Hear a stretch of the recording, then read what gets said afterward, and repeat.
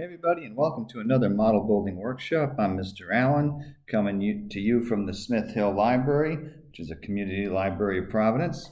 And today we're going to talk about the Falklands War. And we've got this Airfix Dogfight doubles kit, which has the BAE Sea Harrier FRS-1 and the Douglas A4P Skyhawk here. So this is the war with Britain and Argentina back in the 80s. So I'm going to give you a brief summary of that because it's on the back of the box. So let's explain that. So the Falklands War started on the 2nd of April 1982 with an Argentine invasion and occupation of the Falkland Islands and South Georgia Island.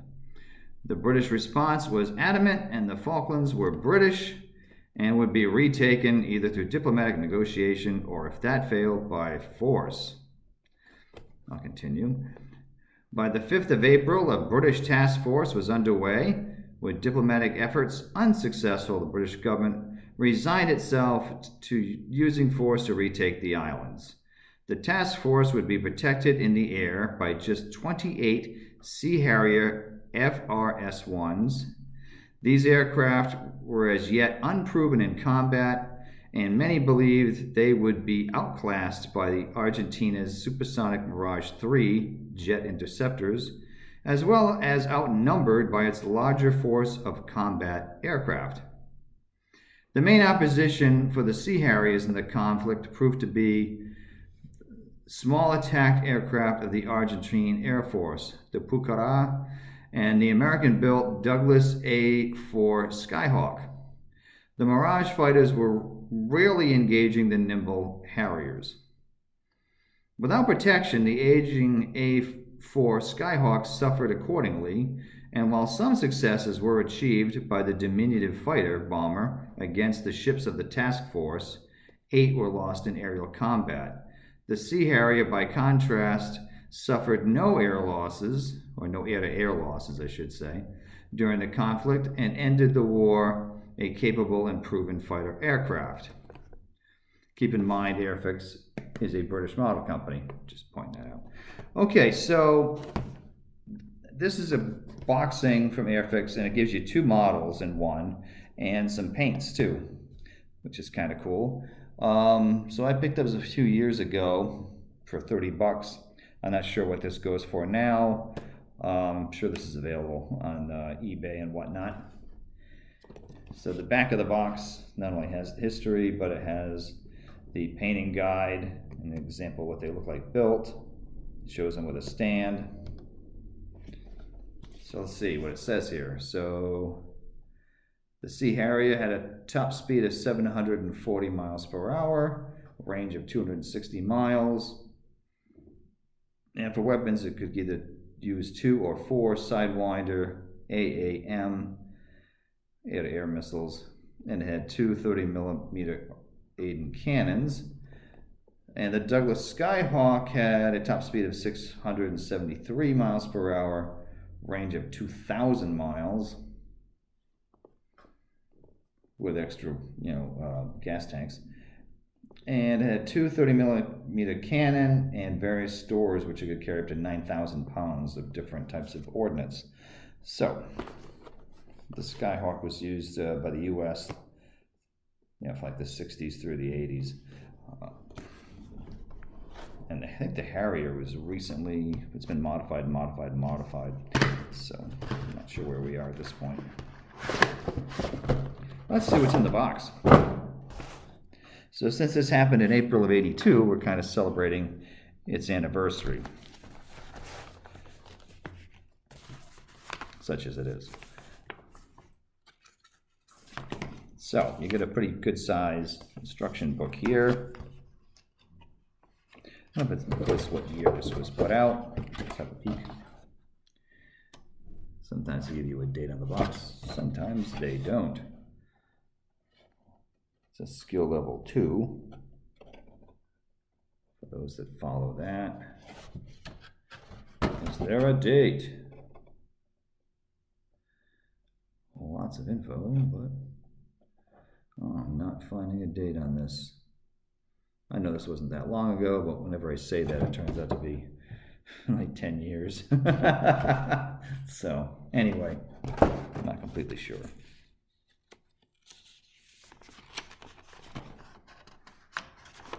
So it starts with the instructions for the Sea Harrier, which is a little busy. Though I tend to find Airfix is pretty good with their instruction sheets. I think they're fairly clear. The numbering of the paint tends to be annoying to me. I wish they had just said what the colors were, but they tend to be matching, I think, the Humbrol products probably. I'm guessing Humbrol.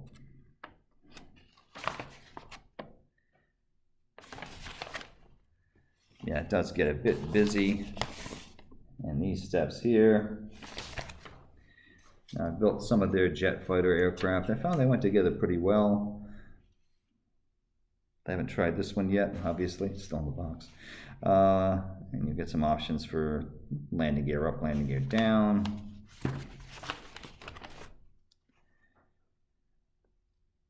And it gives you the missiles and stores here. Don't know how many options you get with this one. It looks like it's got a couple underwing tanks. And a couple of Sidewinder missiles.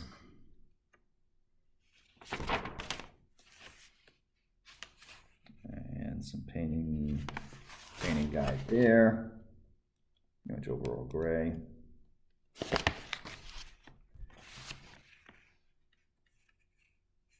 That's from the HMS Hermes from May to July of 1982, when the battle really heated up. Damage this instruction sheet. And then it goes on to the Skyhawk. I mean, it doesn't really, it's going to notice it says that up here. Then we start with that one. Of course, you can build these however you want, but that doesn't seem, well, yeah, and then it gets really busy really quickly. Sometimes in a case like this, I tend to copy and blow up these pictures, these diagrams, because there's a lot of things happening in some of these illustrations that you may want to see bigger. Oftentimes I would do that with the kids in a program so they can get a better sense of what's happening in each step. Although to be fair, with the Skyhawk here, it looks like there's not much happening in each step. That makes that a little simpler. And you would need to explain to a kid, or you got to pay attention yourself too, for that matter. It shows you options for landing gear down, landing gear up. But it only shows you that option in this little diagram here. Landing gear down, you would do this. And landing gear up, you can see the diagrams up in here for the plane with the wheels up. So you have choices, but sometimes you need to read ahead of it to get a sense of what's going on. I mean, it should be common sense, but sometimes you just get building and you're not like, oh, wait a minute. I should be paying attention to what's going on here. And for, all right, you have an option of having the window on the cockpit open or closed. And for this, it seems like you've got, looks like 2 fuel tanks and perhaps a bomb in the center. That's what it's looking like there for your choice of equipment. And the painting guide is a nice camouflaged Argentine plane with these fun yellow identification bands that they added.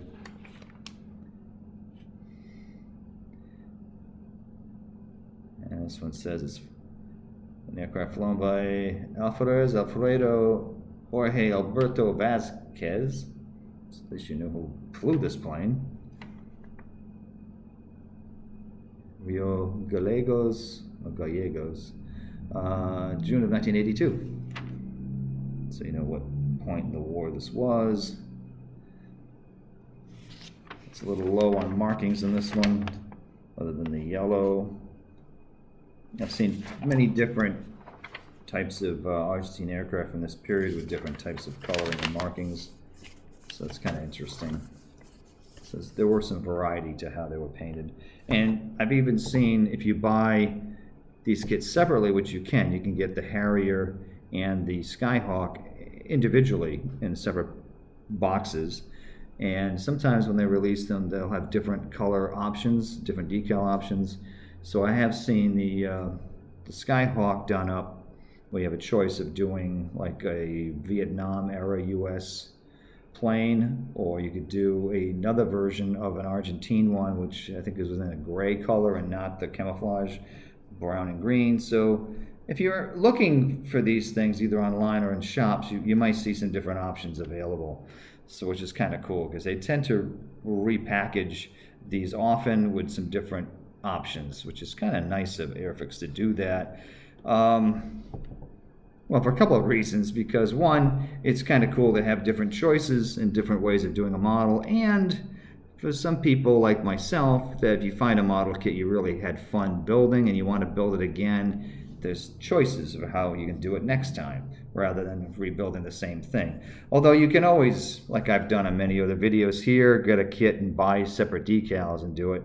But Airfix tends to, like I said, they repackage it with that option already, so you can do it a myriad of ways, which is kind of cool. So let's take a look at what's in the box here for parts.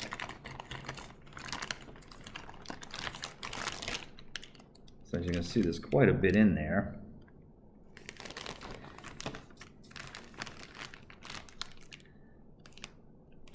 A lot of parts in that gray plastic.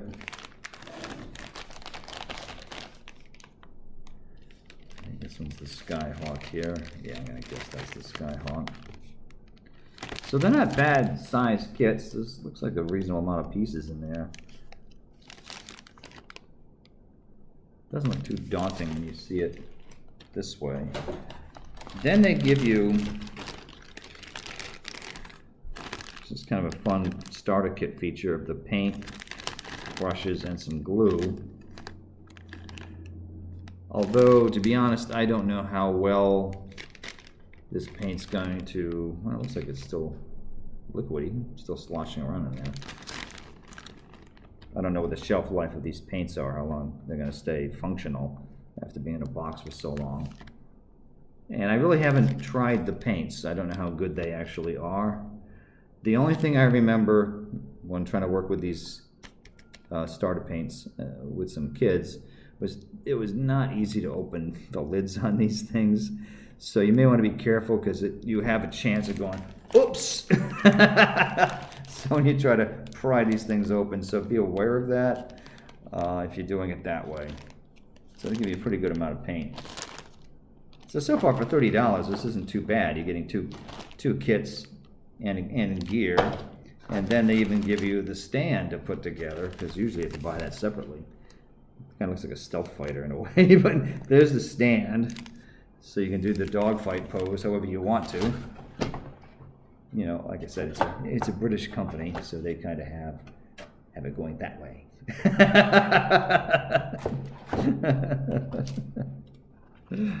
I guess the victor gets to choose, right?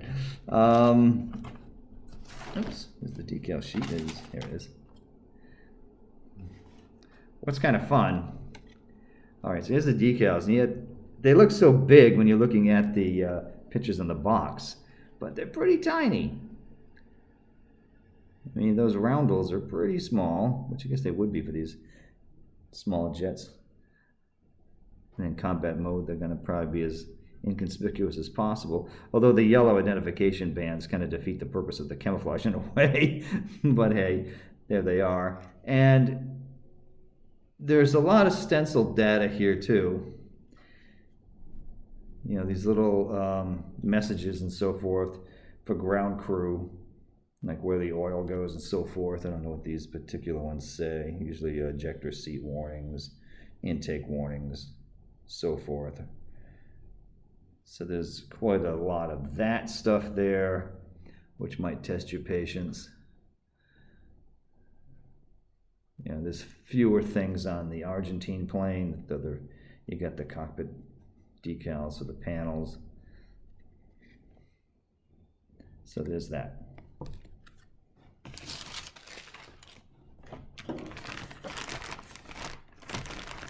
All right, I suppose I can find some scissors and try to open this bag up so we can take a better look at the actual pieces. Let's hold on a moment and we can take a peek at that. Okay.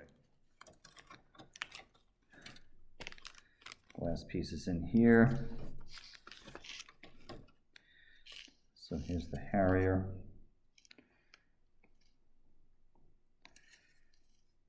Nicely molded. I like the molding of these newer Airfix kits. Sometimes it can be challenging, although this doesn't look too bad here from first glance. Sometimes the attachment points on the trees can be questionable with Airfix, but these don't look bad on this one.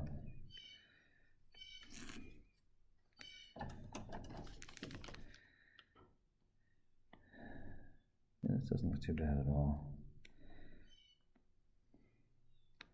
So I need to do some filing on a few parts, but it's not uncommon. So you get an idea of the detail there, which looks pretty good.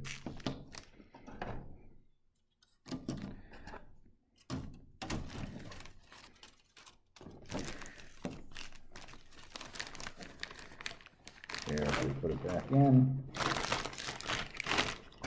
Ziploc would be nice. Some auto companies do that. It's a nice feature.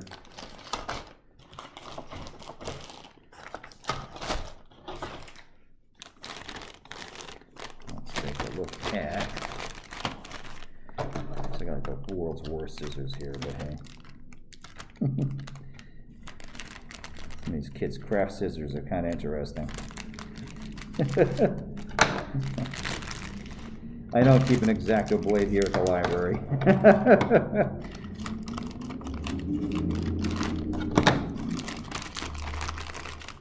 Alright, let's get this. So look at the Skyhawk. Ooh, this looks pretty.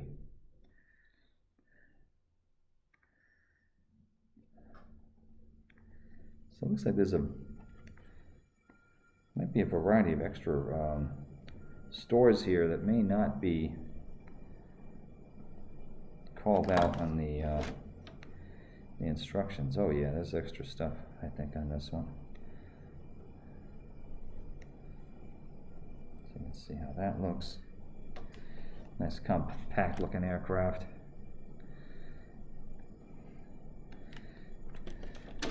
From first glance, I'm not sure what these here, if those show up in this kit or not. It might be for a different model. I'm going to look at the instructions again, but I think that that's for a different variant of this kit.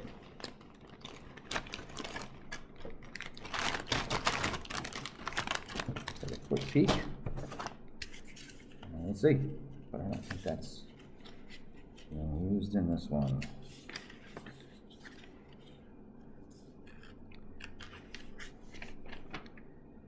No. Yeah, because this has got the 2 gas tanks and a single bomb, so those are some other stores for a different version. Anyway, there's a quick peek at the Airfix Dogfight Doubles Falklands War Edition, 1982 to 2022. All right, we will see you guys soon on the next Model Building Workshop. Take it easy. Bye.